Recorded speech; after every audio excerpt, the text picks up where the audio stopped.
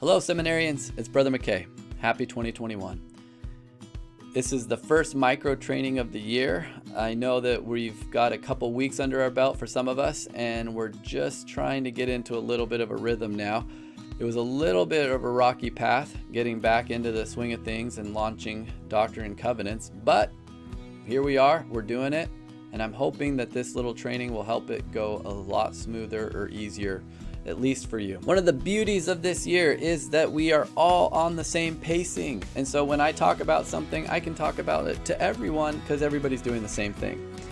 Next week is a short week because of Martin Luther King holiday. And so we are going to have no doctoral mastery curriculum for that week, and we're going to focus on sections 3 through 5. Now, some of you are using Canvas exclusively. Your students are in it, you're in it. It's an essential part of the week. However, some of you are teaching every day in person or in Zoom. Regardless of how you're approaching seminary this year, everyone has a Canvas classroom. And so whether you want to send students there to do makeup work or you just use it as your own personal resource, I want to show you the things we're pouring into here so that you can take advantage of them, leverage them, and you don't have to go hunt for all of this stuff on your own.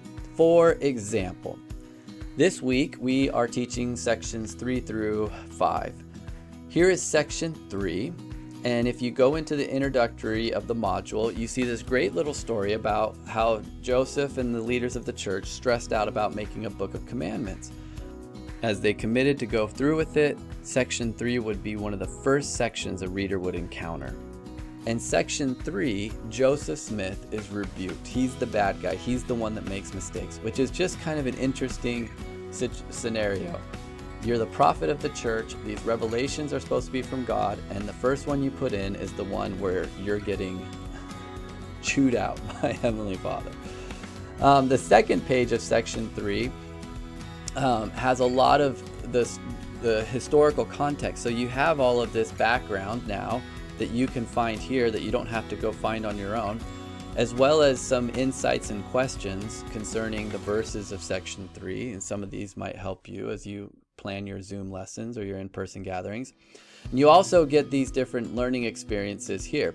Some of the things that we're starting to do now is we're putting in clips from saints so they can listen to them. And we're also putting in audio clips. So for those teachers that your students are going into Canvas weekly, they'll start to notice that they'll be able to listen to the lesson, not just read it. So that's kind of a cool thing.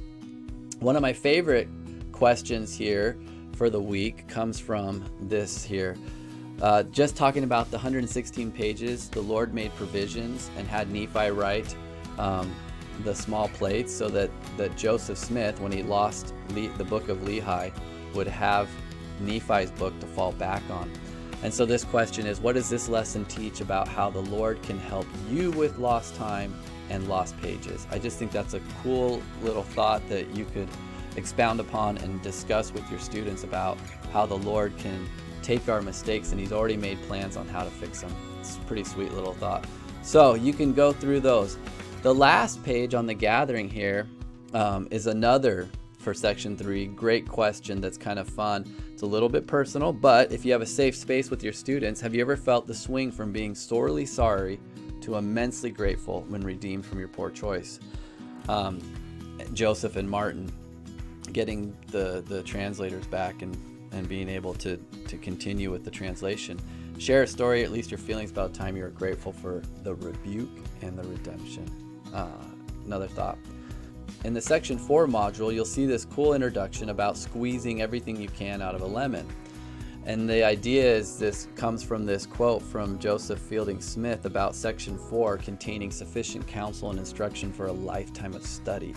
So this idea is this small little section could take you a lifetime to study it all. And so we go into the middle part and we see here there is a lifetime's worth of study. There's so much information in this second module. This will be a test if you can thrust in your sickle with all your might and study this module with all your heart, might, mind, and strength. But my favorite part of this module is this historical context about Joseph Smith's father, Joseph Sr., and how he desperately wanted purpose. He desperately wanted success. He desperately wanted to be a good father, good provider. And he just kept failing and failing and failing.